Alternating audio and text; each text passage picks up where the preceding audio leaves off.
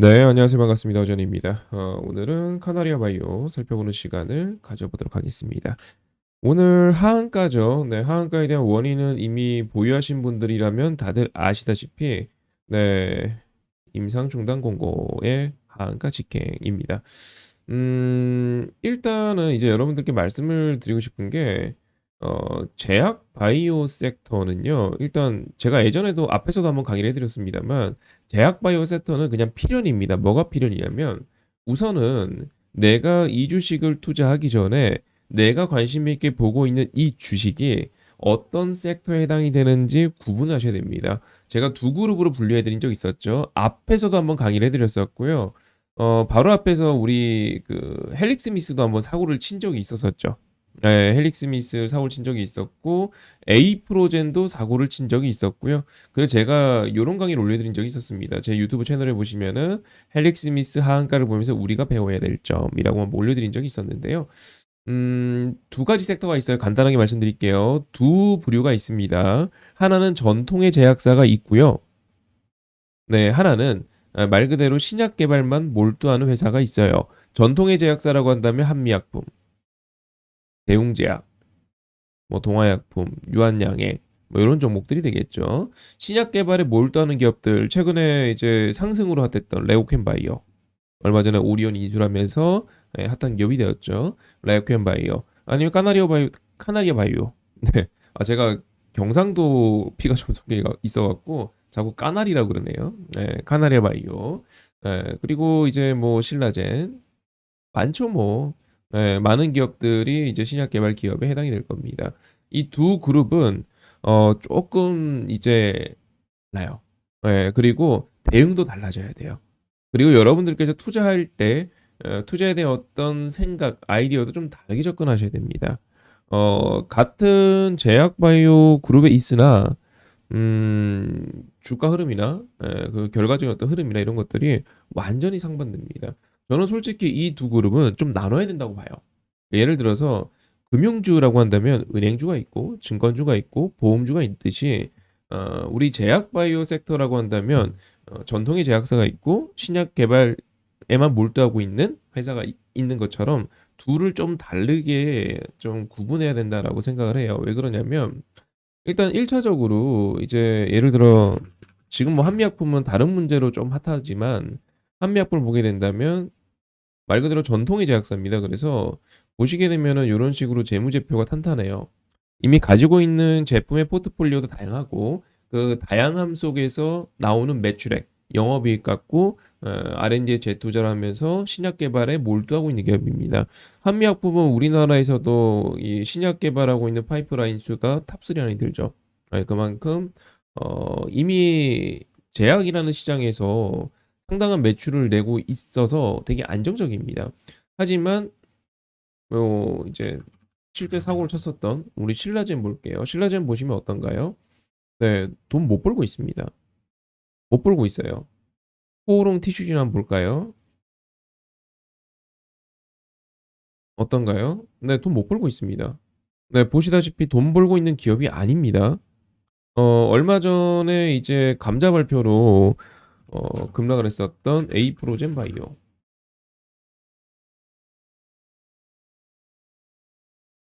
보시면 어떤가요? 네, 돈 못 벌고 있습니다. 네, 돈 못 벌고 있어요. 카나리아도 볼까요? 얘는 뭐 다를까요? 특별할 게 없죠. 네. 신약 개발로 돈 버는 기업은 아니니까요. 원래 이름은 이제 아시다시피 현대사료였었죠. 네, 옛날 이름이 이제 현대사료였었고 이제 신약 개발로 돈을 벌고 있는 기업은 아니죠. 네. 아니면 이수앱지스 얘도 마찬가지죠. 얘는 그래도 매출이 조금씩 나오기 시작하긴 했습니다만 네, 큰 그건 없죠. 아니면 레고캠바이오. 이거 화면이 사라졌네요. 잠시만요. 자, 레고캠 이요. 얘도 신약 개발로 돈을 벌고 있는 기업은 아니죠. 자, 그러면 어떻게 분류가 되냐면 아까 보여드렸다시피 이제 뭐 한미약품이라든지 유한양행이라든지 이런 전통의 제약사들은 안정적입니다. 갑자기 여러분들 뒤통수를 치면서 유상증자를 발표한다거나 그럴 가능성은 미비해요. 그 실제로 임상 실패를 하게 되면은 물론 타격은 크겠지만 당장 회사가 문을 닫지는 않아요. 네, 하지만 아까 말씀드렸던 나머지 회사들은 이야기가 좀 다릅니다. 이 신약 개발하고 있는 게 성공을 해야 돼요. 이거에 대한 어떤 기대감만으로 주가가 유지가 되고 있고, 이게 성공을 할 거라는 전제하에 현재 주가가 유지가 되고 있거든요. 성공할 거라는 기대감에 주가만 올라가기도 하고요. 하지만 말씀드렸듯 전통의 제약사들은 이미 안정적인 매출을 내고 있고, 당장 이 신약 개발을 하고 있는 거 새로운 파이프라인들이 실패한다고 하더라도 엄청난 이제 회사가 문을 닫아야 되고 이런 상황으로 가지는 않습니다. 그래서 보시면은 이제 이 임상 실패한 기업들은 좀 어려운 주가를 보여준 경우들이 많습니다. 얼마 전에 헬릭스미스가 임상 실패를 했었죠. 하면서 하한가에 들어갔고 그 후로도 주가는 못 올라가고 있습니다. 왜? 신약 개발이 다였거든요. 그게 다였거든요. 그게 다인 기업과 아니면 이미 많은 포트폴리오를 갖고 매출을 잘 내고 있는 제약사, 이 둘은 다른 회사죠. 자, 그러면 여러분들께서 보시더라도 자, 우리 헬릭스미스 한번 볼게요. 바로 얼마 전 사례니까. 보시더라도 돈도 못 벌고 있어요.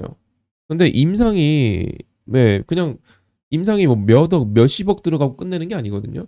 보통 적게 들어가는 게 몇백억 사이즈란 말이죠. 시간도 1, 2년 만에 끝나지 않아요. 네, 시간도 1, 2년 만에 끝나는 게 아니잖아요. 임상이라는 것 자체가. 그러면 이 수많은 시간 동안 돈이 필요할 거 아닙니까? 네, 연구소 운영을 해야죠. 임상하려면 돈이 뭐 한두 푼 드는 것도 아니고.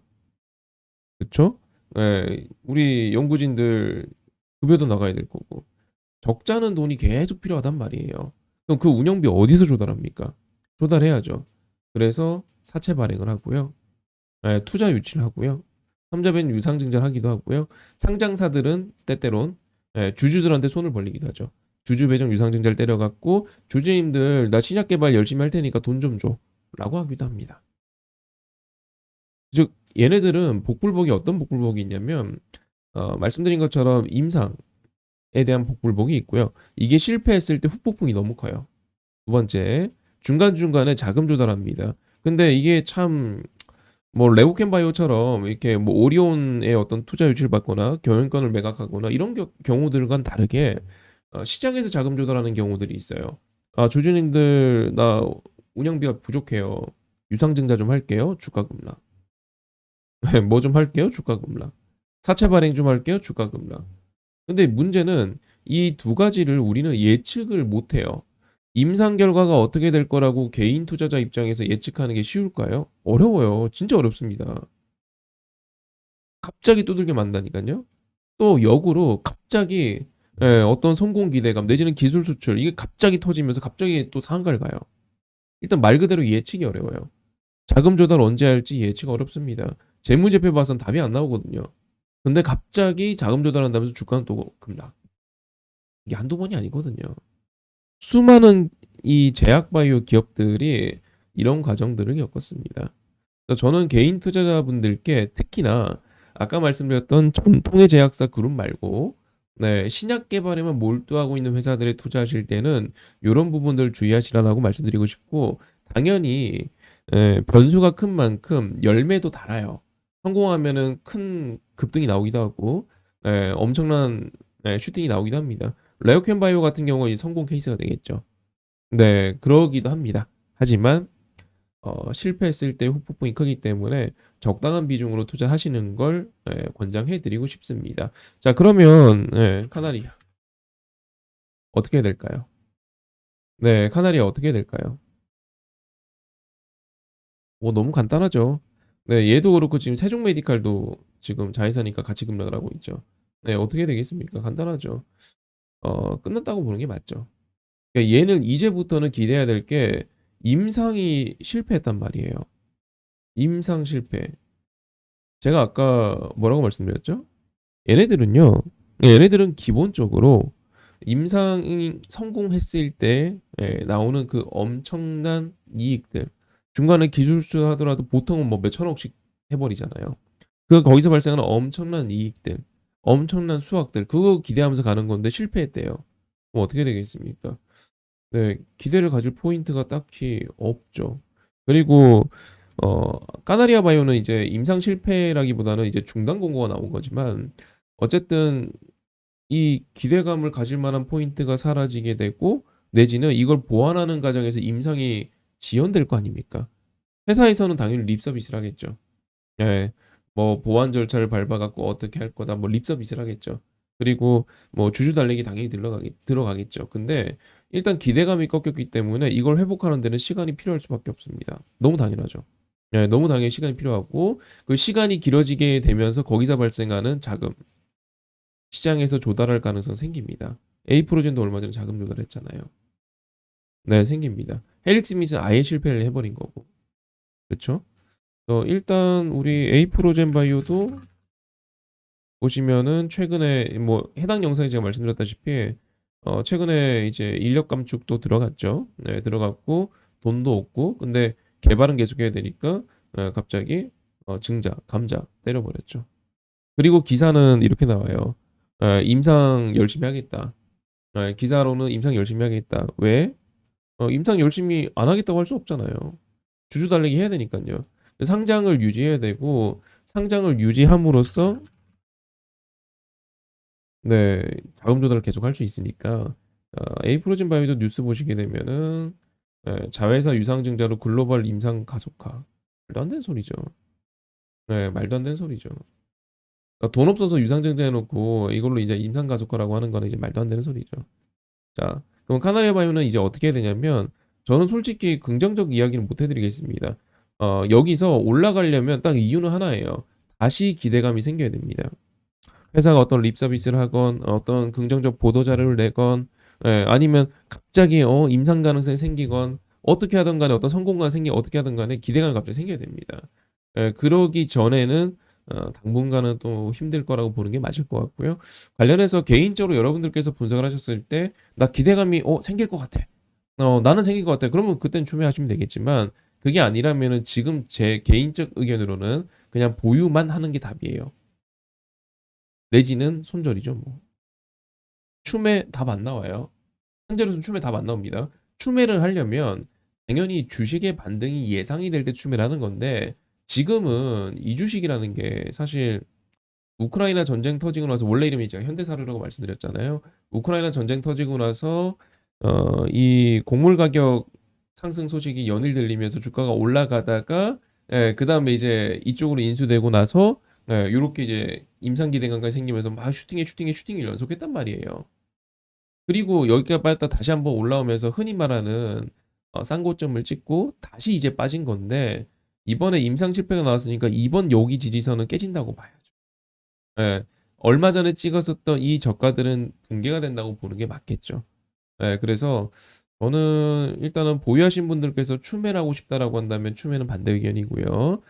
추매를 하고 싶다면 다시 기대감이 생길 만한 시그널이 등장하게 됐을 때 하시는 게 맞을 거고 두 번째 만약에 손절매를 하게 된다면 오늘 손절이 쉽지 않을걸요? 한가 말아버려 갖고. 네, 손절매를 하게 된다면 지금은 쉽지가 않을 거고 일단은 손절이 당연히 뭐 거래가 돼야 손절할 거 아닙니까? 네, 좀 풀리게 되면 손절하시기 맞을 것 같은데 다른 종목들은 주가 급락이 나오게 되면은 반등하게 되면은 엑시트 하십시오라고 이야기를 해요. 네, 반등하면 엑시트. 얼마 전에 제가 찍었던 LNF 영상도 엄청난 적자가 발표되었을 때 반등하고 나면은 엑시트, 튈 때 엑시트 이런 이야기를 해드립니다. 근데 요 종목은 반등하게 되면 엑시트 요게 쉽지가 않을 것 같아요. 반등이 쉽지가 않을 것 같아 갖고 요거는 일단은 저라면 손절매는 그냥 지금부터 바로 진행 하는 걸로 대응을 하게 될 것 같아요. 그러니까 만약에 나는 요거를 어떻게든 추매를 무조건 하고 싶다. 아까 말씀드린 것처럼 기대감이 생길 때까지 대기. 그냥 갖고 있는 것만 대기. 지금 당장 추매는 답이 안 나와요. 하는 거 아닙니다. 내 스스로 마이너스 30%를 마이너스를 15%로 바꿔서 스스로 위안을 삼기 위해서 추매하는 거지 어떤 예, 가능성이 뭐 추매하는 게 아니잖아요. 지금 추매하는 거는.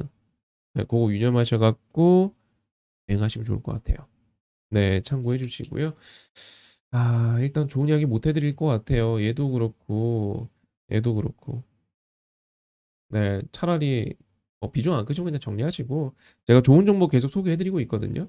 네, 저희가 운영 영상 하단에 보시면 여기 입장 가능한 링크가 있어요. 클릭해서 눌러와 주시고요. 그럼 제가 이렇게 영상 제가 좋은 종목들, 좋은 소식들 다 정리해 드리고 있습니다. 네, 어떻게 대응하셔야 되고 정리해 드리고 있고 오늘도 오늘도 네, 급등합니다라고 올려드렸었죠. 이거 다 어제 이야기해드린 종목인데 오늘 급등이 나왔죠. 네, 매일 나오니까요. 편하게 놀러와 주시고 좋은 종목 발굴하고 싶으시면은 영상 하단 링크 클릭해서 놀러와 주시면은 적어도 여러분들 이 카나리아 같은 이딴 주식 투자해서 마음 아플 일은 없게끔 만들어 드립니다. 네, 참고해 주시고 이번 영상 여기까지 하도록 하겠습니다. 대응 잘 하시고요. 세종 메디칼도 기본 의견은 같아요. 네, 올라간 이유가 그건데 그 이유가 붕괴되었으면은 빠져나와야죠. 네, 답은 그거밖에 없을 것 같습니다. 수고하셨습니다.